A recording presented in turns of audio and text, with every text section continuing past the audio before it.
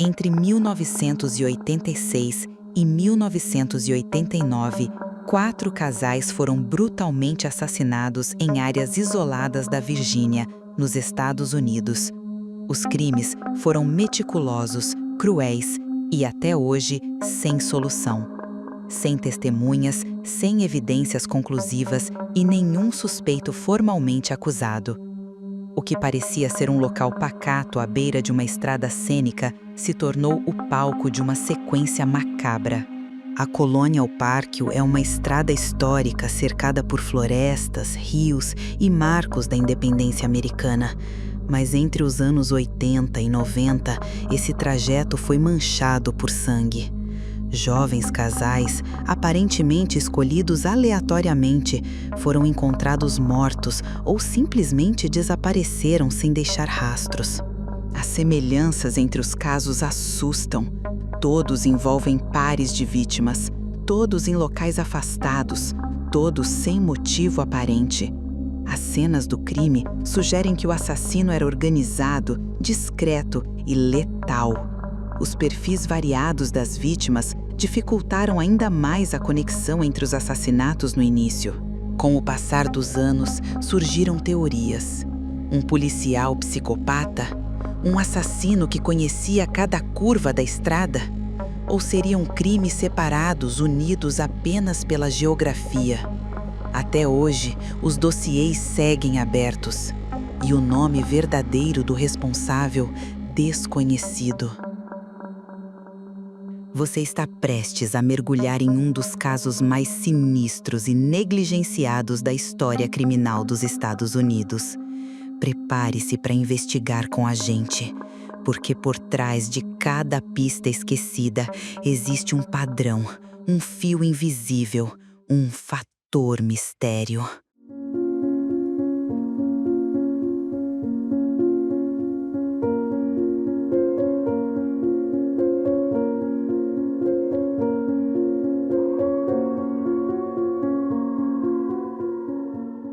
Na noite de 12 de outubro de 1986, Kathy Thomas, 27 anos, ex-oficial da Marinha, e Rebecca Dovsky, 21, estudante da Universidade William & Mary, saíram para um passeio.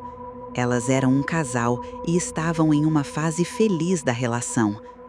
Nunca mais voltaram para casa. 2 dias depois, seu Honda Civic foi encontrado em um barranco próximo ao Colonial Parkway.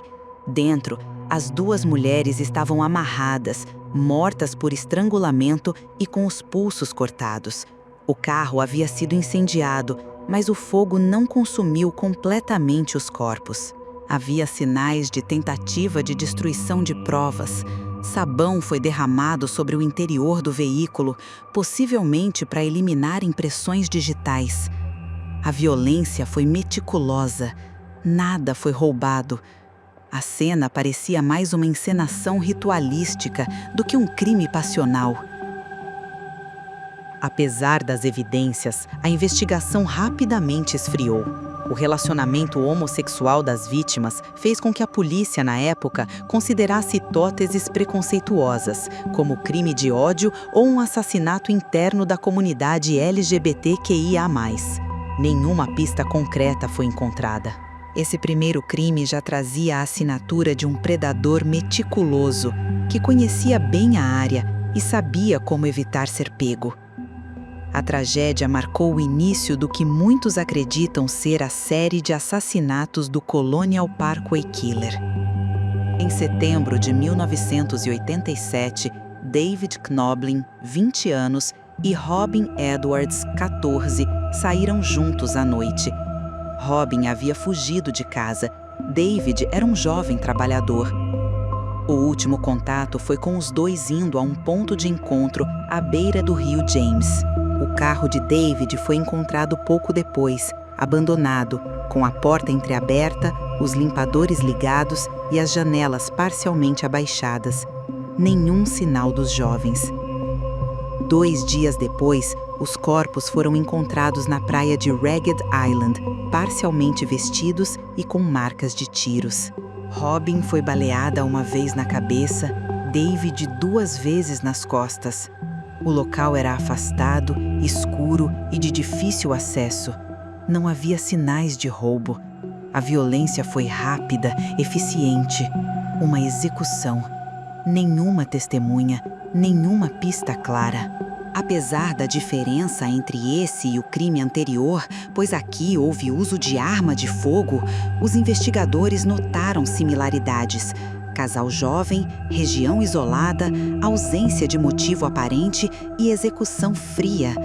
A hipótese de um serial killer começou a surgir discretamente nos bastidores. A família de Robin Edwards lutou por décadas para manter o caso vivo, mas a falta de evidências e o pouco interesse público na época dificultaram qualquer progresso real. Era o segundo caso e o medo começava a crescer. Na noite de 9 de abril de 1988, Cassandra Haley, de 18 anos, e Richard Kell, de 20 anos, participaram de uma festa universitária. Era o primeiro encontro dos dois. Foram vistos saindo juntos por volta das 2 da manhã e nunca mais foram vistos. O carro de Richard foi encontrado abandonado no York River Overlook, com itens pessoais no interior, roupas, carteiras, dinheiro, tudo intacto. Mas nenhuma pista dos dois jovens, nenhum corpo. Apenas o silêncio angustiante da ausência. O local era próximo do Colonial Parkway. A polícia tratou o desaparecimento como um possível caso de fuga, uma hipótese que irritou as famílias. Não havia qualquer razão para que os dois sumissem de forma voluntária. Mas, sem corpos, não havia crime confirmado. Anos depois, o caso foi reclassificado como homicídio. As semelhanças com os casos anteriores, jovens, casal, região isolada, ausência de roubo, eram gritantes. Mas sem provas físicas, esse caso se tornou uma das partes mais enigmáticas da série. Os pais de Cassandra e Richard nunca desistiram. Continuaram pressionando as autoridades, exigindo respostas, mantendo seus nomes vivos. Para eles, era evidente, havia um padrão, havia um predador à solta. Em setembro de 1989, Daniel Lauer, de 21 anos, e Ana Maria Phelps, de 18, viajavam de Amélia para Virginia Beach. Daniel estava se mudando para morar com seu irmão. Ana Maria era namorada do irmão dele e o acompanhava por segurança. O carro foi encontrado no acostamento da I-64 em New Kent County. Dentro estavam os pertences deles e os bancos dianteiros estavam reclinados como se alguém tivesse dormido ali. Mas os dois estavam desaparecidos. 6 semanas depois, os corpos foram encontrados em uma área florestal próxima, cobertos por um cobertor. Estavam em avançado estado de decomposição. Não foi possível determinar a causa exata da morte, mas sinais de violência eram visíveis. Esse crime destoava por ocorrer fora da Colonial Parkway, mas o padrão seguia: casal jovem, área isolada, execução sem motivo aparente. A polícia hesitou em ligar esse caso aos anteriores, mas os parentes das vítimas não tinham dúvidas. Com 4 duplas mortas ou desaparecidas, o medo se transformava em desespero. O serial killer havia agido por 4 anos e então parou. Nenhum novo caso semelhante surgiu depois de 1989. O que teria acontecido? A investigação dos Colonial Parkway Murders foi marcada por erros, perdas de provas e falhas de comunicação entre agências. O FBI, que assumiu os casos, nunca confirmou oficialmente que se tratava de um serial killer. Isso dividiu os esforços. Uma das principais teorias é de que o assassino poderia ser um policial ou alguém se passando por um. A suspeita vem de relatos de que as vítimas pararam voluntariamente, como se obedecessem a uma autoridade. Uma outra teoria sugere 2 assassinos ou imitadores. A diferença entre métodos, estrangulamento, tiros, desaparecimento e etc., levanta dúvidas, mas os padrões de localização, alvos e ausência de motivo comum sugerem uma mente fria e metódica. Ao longo dos anos, suspeitos foram investigados. Um deles era um agente de segurança com comportamento agressivo, mas nunca houve provas suficientes. DNA coletado em algumas cenas não batia com ninguém nos bancos de dados. Famílias criticam duramente as falhas do FBI e da polícia local. Documentos foram perdidos, laudos incompletos e há suspeitas de que provas importantes foram destruídas ou ignoradas. A sensação de impunidade é constante. Décadas depois, os Colonial Parkway Murders continuam sendo uma ferida aberta. Vítimas jovens, famílias devastadas e uma população inteira vivendo com medo e sem respostas. O caso virou tema de livros, podcasts e documentários. Os familiares continuam ativos, pressionando por justiça. Um dos principais defensores da reabertura do caso é Bill Thomas, irmão de Kathy, a primeira vítima. Ele lidera campanhas, entrevistas e mantém viva a luta por respostas. O caso também revelou as limitações dos sistemas investigativos da época.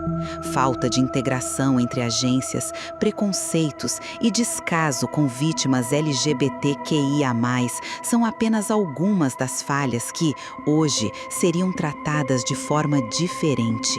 Colonial Parkway é hoje lembrada por sua beleza e por seu mistério.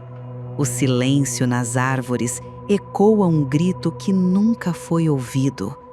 O assassino ou os assassinos talvez estejam por aí, vivendo livremente. A justiça ainda espera. Deixe seu like, inscreva-se no canal e permaneça atento, pois nem todo silêncio é vazio e nem todo mistério tem solução. Alguns segredos não gritam, eles apenas sussurram direto do abismo. E esse sussurro é o que chamamos de fator mistério.